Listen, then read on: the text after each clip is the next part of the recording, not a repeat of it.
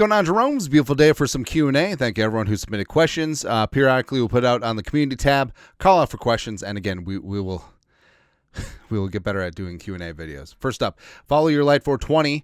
Do you think the success of McCarthy and Turner are linked to Kwesi adofo-mensah's extension? I can't think of any other reason why he hasn't been inked up. Keep up the great work, Uncle Andy. I just realized I'm uncle to like 7 nieces and nephews.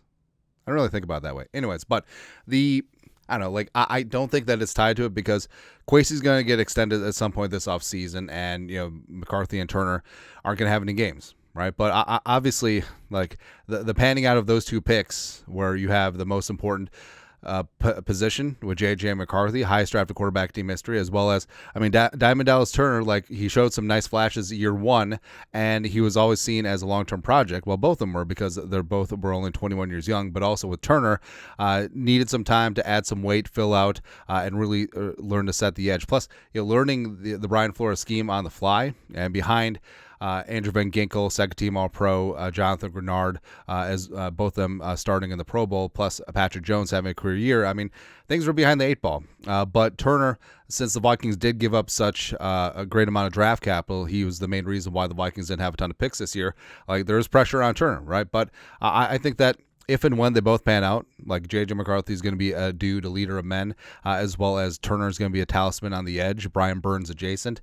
All of a sudden, Kwesi's draft record greatly improves, but that's going to take some time. But I don't think that's going to hinge on that. I think an extension will get done. But as we said before, like, I would love if Kwesi just forces the Vikings' hands. Like, nah, I'm going free agent, bro. Because contracts for GMs run through draft cycles. So he's under contract through the 2026 draft. I would love if he just has a draft and just says deuces. I'm going to the highest bidder, because if and when the Vikings have great success in 2025, you would think that Kwesi and his analytics approach and the way that he's built this rooster, he would be in demand. It'd be kind of funny. But I don't see it as an issue, because if there was an issue, if there was an internal power struggle, Kevin Connell would have been given additional personnel responsibility, except he wasn't when he signed his extension. That was very emphatic from the Vikings. Next, the Arthur Lewin, nailed it. I remember back in the day when you would go back and watch the film of the games and we played it and break it down for us. I was wondering if you'd be willing to do content like that again, because honestly, watching you giving us a breakdown insights was pretty fun and amazing to watch. It is really fun, and it is still something that I still do, personally. But there is copyright issues with video specifically. It's kind of a gray area, and I don't know, like, we tried to avoid gray area and stay on the league's good side. You know what I mean? I know that some other content creators are just like YOLO, but I don't know. We could look into it, and maybe we could find some understanding and just go from there, because it watching the game back all 22, you do get a better understanding of what went on, and maybe we'll bring it back, because I really enjoy doing that as well. Plus, I just feel like we're a football guy. We got the dip in, or guy up through the 4-hole. Yeah. Next, Christian Augustine. Do you think Jordan Mason will see the same type of workload as Akers last year, or will it be more of a 50-50 or crystal ball with Aaron Jones? I think that it will be a 50-50 split, right? And there was a lot of talk last year of Akers and Ty Chandler and Aaron Jones, but at a certain point, like Kevin O'Connell, like he even said, like, he was guilty of this, where you go with a hot hand, right? And it's like with Flores talk about rationing Harrison Smith or Harrison Phillips snaps. Eventually, at a certain point, you want to have your best players on the field, and it's hard to rotate them out. And that's what happened to Aaron Jones. I don't think that it was good, frankly, that he had all the snaps he did last year, and you saw him wear down in the season. There were several games where he missed snaps, even though he didn't miss any full games. But Jones, I think that the Vikings are going to be very dedicated to the run, and Jordan Mason can be that early down hammer.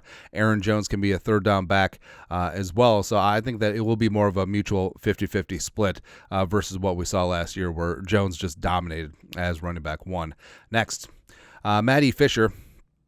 Mekhi Blackman as the Cam Bynum replacement for celebrations to help out Josh Metellus. Yes, that would be fantastic. Where I was looking through. So Harrison Smith just said no. I think Byron Murphy's too expensive to do the celebration dances. 1-for-1, Theo Jackson would be that guy, right? But we'll see. Like Blackman, I actually do think that Blackman is going to earn one of the the starting spots, because your top 3 corners are starters. Let's be honest here, but I do think that Murphy, Rogers, Blackman could be the alkaline trio.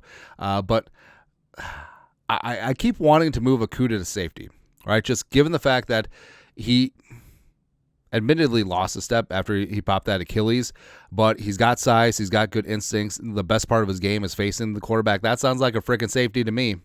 All right, but I guess we'll see. Like, does Okudah dance? I feel like he doesn't.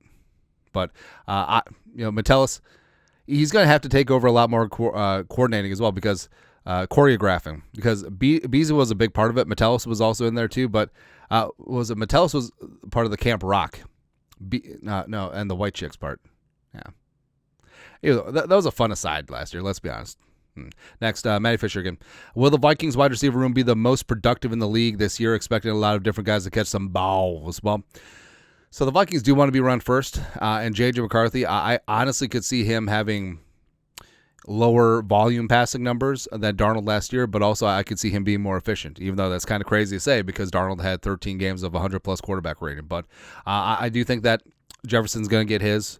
But also I do think that defenses are going to try and take away the number one asset for McCarthy, right? Try and make him play left-handed. So I think Jefferson could be in for double and triple teams consistently, a lot like last year, but that gives a chance for Addison when he's on the field, Naylor, Rondale, Ty Felton, a chance to shine. Like, the Vikings wide receiver room is really good, right? And there's a lot of guys. I mean, Tim Jones, they signed him to be the de facto replacement for Trent Sherfield. I think that he'll probably make the 53. I think the Vikings could keep 6 receivers on the 53, where guys like Lucky Jackson, Deshaun Jones, Thayer Thomas have been on the practice squad for the last couple of years. Also, Silas Bolden, speedster.